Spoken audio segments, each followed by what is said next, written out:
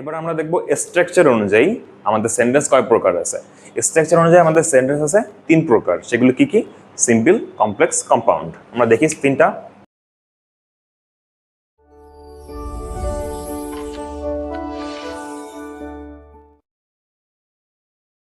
Simple, complex, compound আমাদের কিন্তু খুবই প্রয়োজন হয় এবং এটা চিনতে অনেকেই ভুল করে। প্রায় 90% স্টুডেন্ট আছে যে সিম্পল, কমপ্লেক্স, কম্পাউন্ড চিনতে ভুল করে। আমাদেরকে আগে চিনতে হবে যে কোনটা কোন সেন্টেন্স, কোনটা সিম্পল সেন্টেন্স, কোনটা কমপ্লেক্স, কোনটা কম্পাউন্ড। ওকে, এখন আমরা খেয়াল করি simple sentence, complex sentence, compound sentence. Simple সেন্টেন্সে আমাদের একটা মাত্র ফাইনাইট ভার্ব থাকবে। এটা হলো আমাদের মূল চেনার উপায় যে একটা মাত্র ফাইনাইট ভার্ব থাকবে। যেমন হি লাইকস টি, সে চা পছন্দ করে। এখানে একটা মাত্র ভার্ব আছে, সেটা হলো লাইক। এটা হলো আমাদের একটা finite verb. Finite verb, non finite verb এবং ভার্বের ডিটেলস সম্পর্কে আমার আরেকটা ক্লাস আছে, সেটা আপনাদেরকে দেখার জন্য আমন্ত্রণ জানানো হলো। লাইকসটা হলো এখানে আমাদের ফাইনাইট ভার্ব। এই ফাইনাইট ভার্বটা যেহেতু একটা মাত্র ফাইনাইট ভার্ব আছে, এটা দেখে আমরা বুঝবো যে এটা একটা সিম্পল সেন্টেন্স। ওকে, আর সিম্পল সেন্টেন্স চেনার আরও একটা উপায় আছে, সেটা হলো একটা মাত্র ক্লজ থাকবে। একটা মাত্র ক্লজ। এখানে ক্লজ আর ফ্রেজ নামে দুইটা বিষয় আছে। ক্লজ মানে হলো শব্দগুচ্ছ, আর ফ্রেজ মানেও শব্দগুচ্ছ। কিন্তু ক্লজ আর ফ্রেজের মধ্যে একটা পার্থক্য আছে, সেটা হলো যে ফ্রেজের মধ্যে কোনো ফাইনাইট ভার্ব থাকবে না, বাট ক্লজের মধ্যে একটা ফাইনাইট ভার্ব থাকবে। ওকে, এখন আমরা দেখি কমপ্লেক্স সেন্টেন্স। কমপ্লেক্স সেন্টেন্সে দুইটা ফাইনাইট ভার্ব থাকবে এবং দুইটা ক্লজ থাকবে, কিন্তু একটা ক্লজ হবে প্রিন্সিপাল ক্লজ আর একটা ক্লজ হবে সাবঅর্ডিনেট ক্লজ। একটা উদাহরণ দেখি।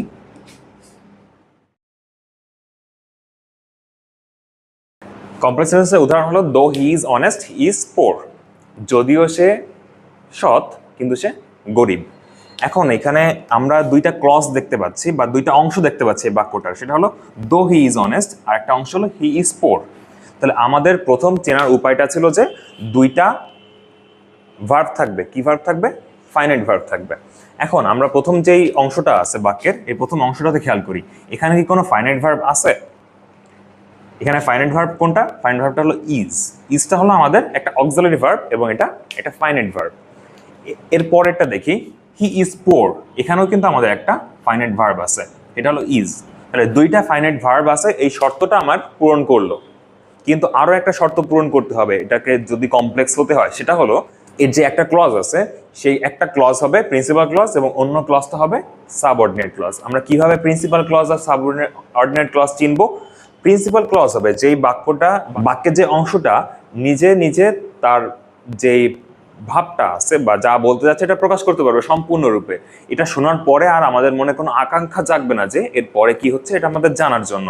কিন্তু সাবঅর্ডিনেট ক্লজ যেটা আছে, এটা শোনার পরে আমাদের আকাঙ্ক্ষা জাগবে মনে যে এর পরে কি আছে এটা শোনার জন্য। যেমন দো হি ইজ অনেস্ট, এটুকু আমরা বাংলা করে দেখি। দো হি ইজ অনেস্ট মানে কি? যদিও সে সৎ। যদিও সে সৎ, তাহলে এটা শোনার পর আমরা মনে হচ্ছে না যে এর পরে কি? যদিও সে সৎ তবে কি? এটা শোনার একটা মনে যাচ্ছে। কিন্তু হি ইজ পোর, সে গরিব, এটা শোনার পরে কিন্তু আমাদের আর মনে কোনো প্রশ্ন থাকতেছে না যে এর পরে কি। হি ইজ পোর, সে গরিব, শেষ। কিন্তু প্রথম যে অংশটা আছে, এই অংশটাতে আমাদের মনের ভাব সম্পূর্ণরূপে প্রকাশ পায় নাই। দো হি ইজ অনেস্ট, যদিও সে সৎ। যদিও সে সৎ, তারপরে কি? এটা একটা প্রশ্ন থেকে যাচ্ছে। তাহলে এটা হলো আমাদের যেটাতে প্রশ্ন থেকে যাচ্ছে, সেটা হলো আমাদের সাবঅর্ডিনেট ক্লজ। আর যেটাতে মনে প্রশ্ন থাকতেছে না, সেটা হলো আমাদের প্রিন্সিপাল ক্লজ। প্রিন্সিপাল ক্লজ এটা হলো আমাদের দুইটা চেনার উপায়। তাহলে দুইটা শর্ত পূরণ করতে হবে কমপ্লেক্স সেন্টেন্স হতে গেলে। তাহলে প্রথমটা কি? প্রথমটা হলো দুইটা ফাইনাইট ভার্ব থাকতে হবে। এর দুইটা ফাইনাইট ভার্ব আছে, সো এটা প্রথম শর্ত পূরণ করছে। বাট দ্বিতীয় শর্তটা আমাদেরকে পূরণ করতে হবে। দ্বিতীয় শর্তটা হলো একটা সাবঅর্ডিনেট ক্লজ হবে, একটা প্রিন্সিপাল ক্লজ হবে। তাহলে এই শর্তটাও এটা পূরণ করেছে। তাহলে এটাকে আমরা বলতে পারি যে এটা complex sentence. Okay, next compound sentence. Compound sentence আর কমপ্লেক্স সেন্টেন্স কিন্তু অনেক কাছাকাছি। এই দুইটার মধ্যেই বেশি কনফিউশন হয় যে কোনটা কমপ্লেক্স আর কোনটা কম্পাউন্ড। ওকে, তাহলে কম্পাউন্ড সেন্টেন্সেরও কিন্তু দুইটা শর্ত পূরণ করতে হয়। এক নম্বর শর্ত হলো এরও দুইটা মাত্র ফাইনাইট ভার্ব থাকে এবং এরও দুইটা ক্লজ থাকে, বাট দুইটাই ক্লজই কিন্তু প্রিন্সিপাল ক্লজ হবে। এখানে এই একটা পার্থক্য। যে সাবঅর্ডিনেট ক্লজ বলে এখানে কোনো ক্লজ থাকবে না, এখানে দুইটাই প্রিন্সিপাল ক্লজ থাকবে এবং দুইটাই নিজের মনের ভাব প্রকাশ করতে পারবে এবং এই দুটোকে যোগ করা হবে একটা কনজাংশন দিয়ে। এখন আমরা একটা উদাহরণ দেখি। এটা হলো একটা কম্পাউন্ড সেন্টেন্সের উদাহরণ। এখন এটা কম্পাউন্ড সেন্টেন্স কিনা আমরা দুইটা শর্ত দিয়ে বোঝার চেষ্টা করব। যে দুইটা, প্রথম শর্তটা আমাদের কি ছিল? প্রথম শর্তটা ছিল যে আমাদের দুইটা ফাইনাইট ভার্ব থাকবে। তাহলে এখানে দুইটা ফাইনাইট ভার্ব আমাদের খুঁজতে হবে। এখানে হলো, এটা হলো আমাদের প্রথম ক্লজ, এটা হলো আমাদের দ্বিতীয় ক্লজ। তাহলে প্রথম ক্লজের মধ্যে আমাদের ফাইনাইট ভার্ব একটা আছে, সেটা হলো ইজ। ইজ হলো একটা অক্সিলারি ভার্ব এবং এটা ফাইনাইট ভার্ব। এবং দ্বিতীয় ক্লজের মধ্যে আর একটা ইজ আছে, এটাও হলো আমাদের একটা ফাইনাইট ভার্ব। তো দুইটা ফাইনাইট ভার্বের যে শর্ত আছে সেটা পূরণ করেছে। এখন যেহেতু দুইটা শর্ত পূরণ করেছে, তাহলে আমরা কি এটাকে কম্পাউন্ড ধরে নিতে পারি? পারি না, আমাদেরকে দ্বিতীয় শর্তটা পূরণ করতে হবে। সেটা কি? সেটা হলো আমাদের দুইটা ক্লজই ইন্ডিপেন্ডেন্ট ক্লজ বা প্রিন্সিপাল ক্লজ হতে হবে। প্রিন্সিপাল ক্লজের অপর নাম ইন্ডিপেন্ডেন্ট ক্লজ। তো প্রিন্সিপাল ক্লজ হতে হবে এবং প্রিন্সিপাল ক্লজ মানে কি? এই দুইটা নিজের অর্থ নিজে প্রকাশ করতে পারবে সম্পূর্ণরূপে এবং আমাদের মনে কোনো আকাঙ্ক্ষা জাগবে না যে এর পরবর্তীতে কি হবে এটা জানার জন্য। তাহলে হি ইজ অনেস্ট মানে কি? সে সৎ। সে সৎ, ব্যাস হয়ে গেল। আমাদের এরপরে কিন্তু মনের ভাব সম্পূর্ণরূপে প্রকাশ হয়ে গেছে। এটা পরে আমাদের আকাঙ্ক্ষা জাগতেছে না যে আমরা অন্য কোনো কিছু হয়েছে কিনা এরপরে এটা জানার জন্য। এবং এরপরেটা হি ইজ পোর, সে গরিব, এটাও কিন্তু আমাদের একটা সম্পূর্ণরূপে প্রিন্সিপাল ক্লজ, কারণ এটা শোনার পরেও আমাদের মনে কোনো আকাঙ্ক্ষা জাগছে না যে এরপরে কি হয়েছে সেটা জানার জন্য। তাহলে এই দুইটাই আমাদের প্রিন্সিপাল ক্লজ। প্রিন্সিপাল ক্লজ, তাহলে যেহেতু আমরা জানি যে কম্পাউন্ড হতে গেলে দুইটাই প্রিন্সিপাল ক্লজ হওয়া লাগে, তাহলে এই দুইটা প্রিন্সিপাল ক্লজ, সো এটা কম্পাউন্ডের শর্ত পূরণ করেছে। তাহলে এটা দেখে আমরা বুঝলাম যে আমাদের কম্পাউন্ড সেন্টেন্সে দুইটা ফাইনাইট ভার্ব এবং দুইটা প্রিন্সিপাল ক্লজ থাকবে। এটা চেনার জন্য একটা সহজ সূত্র আছে, আমরা সূত্রটা একটু দেখি, চেষ্টা করি। সিম্পল সেন্টেন্সে আমাদের ক্লজ কয়টা থাকে?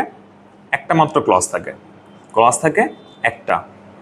আর ফাইনাইট ভার্ব কয়টা থাকে? একটা। গেল। কমপ্লেক্স সেন্টেন্সে আমাদের ক্লজ কয়টা থাকে? দুইটা ক্লজ থাকে এবং দুইটা ক্লজের মধ্যে একটা হলো প্রিন্সিপাল ক্লজ, একটা সাবঅর্ডিনেট ক্লজ।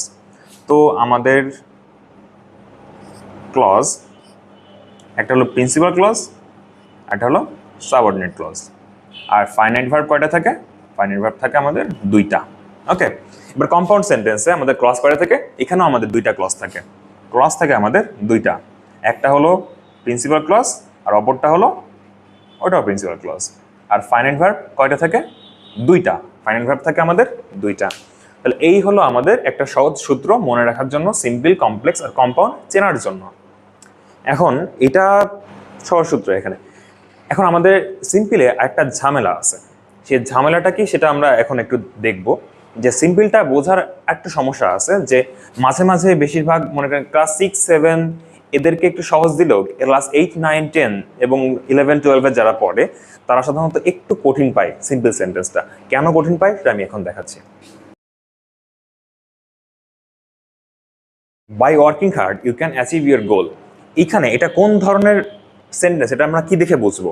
এখানে কিন্তু একটা সাধারণত আমরা সিম্পল যে আইডিয়াটা আমাদের সবার বেশিরভাগই আছে যে একটা মাঝখানের যেহেতু একটা কমা আছে, তার মানে দুই পাশে দুইটা ক্লজ আছে এবং যেহেতু দুইটা ক্লজ তাহলে এর মধ্যে এইটা হয় কমপ্লেক্স হবে না কম্পাউন্ড হবে, তাই না? তাহলে আমরা চেষ্টা করে দেখি যে এটা কমপ্লেক্স না কম্পাউন্ড। কমপ্লেক্স আর কম্পাউন্ডের সূত্র মনে আছে? দুইটাতেই আমাদের দুইটা ফাইনাইট ভার্ব বসবে এবং দুইটা ক্লজ থাকবে।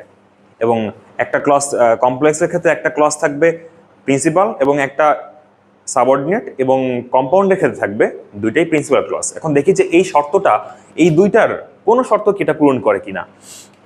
তাহলে আমরা জানি যে আমরা সেটা সাধারণত আমাদের যে ধারণাটা আছে, প্রথম কমা পর্যন্ত আমাদের একটা ক্লজ এবং তারপরেরটা আরেকটা ক্লজ। এখন আমি আগেও বলছি যে ক্লজ আর ফ্রেজের মধ্যে একটা পার্থক্য আছে, সেটা হলো যে আমাদের ক্লজে একটা ফাইনাইট ভার্ব থাকবে কিন্তু ফ্রেজের মধ্যে কোনো ফাইনাইট ভার্ব থাকবে না। ওকে, ক্লজে একটা ফাইনাইট ভার্ব থাকবেই কিন্তু আমাদের ফ্রেজে কোনো ফাইনাইট ভার্ব থাকবে না। আর যদি ফাইনাইট ভার্ব না থাকে তার মানে সেটা হয়ে যাবে ফ্রেজ, আর ফ্রেজ কিন্তু ক্লজের শর্তটা পূরণ করে না। ওকে, তাহলে আমাদেরকে দেখতে হবে যে এই যে দুইটা অংশ আছে, এই দুইটার অংশের মধ্যে দুইটাই কি ক্লজ, নাকি দুইটার মধ্যে কোনো একটা ফ্রেজ, নাকি দুইটাই ফ্রেজ, বা কি বলতে যাচ্ছে এটা আমরা দেখব। By working hard, you can achieve your success. কঠোর পরিশ্রমের মাধ্যমে তুমি সফলতা অর্জন করতে পারো বা তুমি তোমার লক্ষ্য অর্জন করতে পারো। কঠোর পরিশ্রমের মাধ্যমে তুমি তোমার লক্ষ্য অর্জন করতে পারো। এখন এইখানে আমাদেরকে চিনতে হবে যে ফাইনাইট ভার্ব আর নন ফাইনাইট ভার্ব। তো এখানে আমাদের সাধারণত ওয়ার্কিং যেটা আছে এটাকে ভার্ব ধরে নেওয়া যায়। ওয়ার্ক মানে কাজ বোঝাচ্ছে, আর সাথে আইএনজি যুক্ত করা আছে মানে কাজ করা বোঝাচ্ছে এখানে। তাহলে এইটা একটা ভার্ব, অনেকে ধরে নেয় যে এটা একটা ভার্ব। তাহলে এখানে একটা ভার্ব আছে। আবার you can achieve your success, achieve মানে অর্জন করা, এখানে একটা ভার্ব আছে, দুইটা ভার্ব আছে। তার মানে অবশ্যই এটা হয় কমপ্লেক্স নয় কম্পাউন্ড, এটা সাধারণত ধরে নেওয়া হয়। কিন্তু এই ওয়ার্কিংটা দিয়ে কি আসলে কোনো কাজ করা বোঝাচ্ছে, বা এটা কি আসলেই কোনো ফাইনাইট ভার্ব নাকি নন ফাইনাইট ভার্ব, এটা আমরা দেখতে হবে। বাই ওয়ার্কিং হার্ড, কঠোর পরিশ্রমের মাধ্যমে। কঠোর পরিশ্রমের মাধ্যমে এখানে কিন্তু কোথাও কঠোর পরিশ্রম করার কথা বলা হচ্ছে না, বা কেউ করতেছে বা তুমি করো এরকম কিন্তু বলা হচ্ছে না। তাহলে কঠোর পরিশ্রমটা কিন্তু এখানে ভার্ব হিসেবে কাজ করতেছে না। কঠোর পরিশ্রমটা কি হিসেবে কাজ করতেছে? কঠোর পরিশ্রমটা এখানে নাউন হিসেবে কাজ করতেছে। মানে এই জিনিসটা ওয়ার্কিং হার্ড, কঠোর পরিশ্রম যে জিনিসটা আছে ওই জিনিসটা যদি আমরা করি তাহলে আমরা অর্জন করতে পারবো আমাদের লক্ষ্য। তাহলে এটা কিন্তু এখানে নাউন হিসেবে ব্যবহার করা হচ্ছে। আর যখনই কোনো একটা ভার্বের সাথে আইএনজি যুক্ত থাকে এবং সেটা নাউন হিসেবে কাজ করে সেটাকে আমরা কি বলি? সেটাকে আমরা বলি জেরান্ড। আর জেরান্ড অবশ্যই একটা নন ফাইনাইট ভার্ব, যেটা আমরা আগের ক্লাসে আমরা করে আসছি। তাহলে নন ফাইনাইট ভার্ব যেহেতু এটা জেরান্ড, তার মানে এটা একটা ফাইনাইট ভার্ব নয়। আর যেহেতু এটা ফাইনাইট ভার্ব নয়, তাহলে এর মধ্যে আর কোনো ভার্বও নেই যেটা ফাইনাইট ভার্ব হবে। তার মানে এই পুরো অংশটুকুর মধ্যে কোনো ফাইনাইট ভার্ব নেই। তো যদি ফাইনাইট ভার্ব না থাকে তাহলে কি এটা ক্লজ হবে? অবশ্যই হবে না। এটা কি হবে? এটা একটা ফ্রেজ হবে। তাহলে যেহেতু এটা একটা ফ্রেজ, এখন এই ফ্রেজ তাহলে তো এটাকে ক্লজ ধরা যাচ্ছে না। তাহলে পরের অংশটুকু দেখবো আমরা, you can achieve your success, তুমি তোমার লক্ষ্য অর্জন করতে পারো। এটা আমাদের একটা ক্লজ এবং এটা একটা প্রিন্সিপাল ক্লজ। এটা একটা প্রিন্সিপাল ক্লজ। তাহলে যদি কোনো একটা বাক্যে একটা মাত্র ফাইনাইট ভার্ব থাকে এবং একটা মাত্র ক্লজ থাকে তাহলে সেটাকে আমরা কি বলি?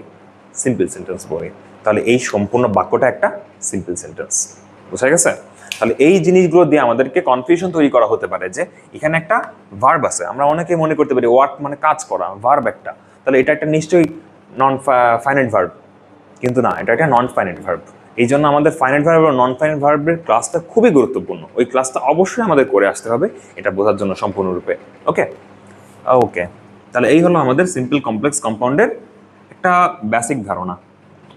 তাহলে আজকে আমরা সিম্পল কমপ্লেক্স কম্পাউন্ড এবং assertive sentence, interrogative sentence, imperative sentence এই সম্পর্কে একটা ধারণা পেলাম, এবং এর প্রত্যেকটা নিয়ে আরও বিস্তারিত অনেক আলোচনা আছে যেগুলো আমরা সামনের ক্লাসে করব। যেমন অ্যাসার্টিভ সেন্টেন্সের দুইটা ভাগ আছে, অ্যাফার্মেটিভ আছে এবং নেগেটিভ আছে। অ্যাফার্মেটিভগুলো কেমন হয়, এদের চেহারাগুলো কেমন হয়, নেগেটিভের চেহারাগুলো কেমন হয়, এগুলো আমাদেরকে চিনতে হবে। এবং ইন্টারোগেটিভের দুইটা ধরন আছে, যেমন একটা ডাব্লিউএস কোশ্চেন দিয়ে শুরু হয় এবং ইয়েস নো কোশ্চেন দিয়ে যেগুলো শুরু হয় ইত্যাদি আছে। তো এগুলো সম্পর্কে আমরা প্রত্যেকটা সম্পর্কে আলাদা আলাদা ক্লাস হবে এবং সেই ক্লাসগুলোতে আমরা এটা বিস্তারিত আলোচনা করব। এবং আমাদের 6 থেকে 12 পর্যন্ত সেন্টেন্সটা কীভাবে কেন গুরুত্বপূর্ণ সেটা হলো, আমরা চেঞ্জেস ইন সেন্টেন্স যেটা আছে বা ট্রান্সফরমেশন অফ সেন্টেন্স যেটা আছে, এই সেন্টেন্সটা করতে কিন্তু অনেকেরই সমস্যা হয় শুধুমাত্র এই সেন্টেন্স না বোঝার কারণে। তাহলে আমাদের চেঞ্জিং সেন্টেন্স যদি আমরা করতে চাই তাহলে অবশ্যই আমাদেরকে সেন্টেন্স সম্পর্কে একদম সম্পূর্ণ ক্লিয়ার ধারণা রাখতে হবে।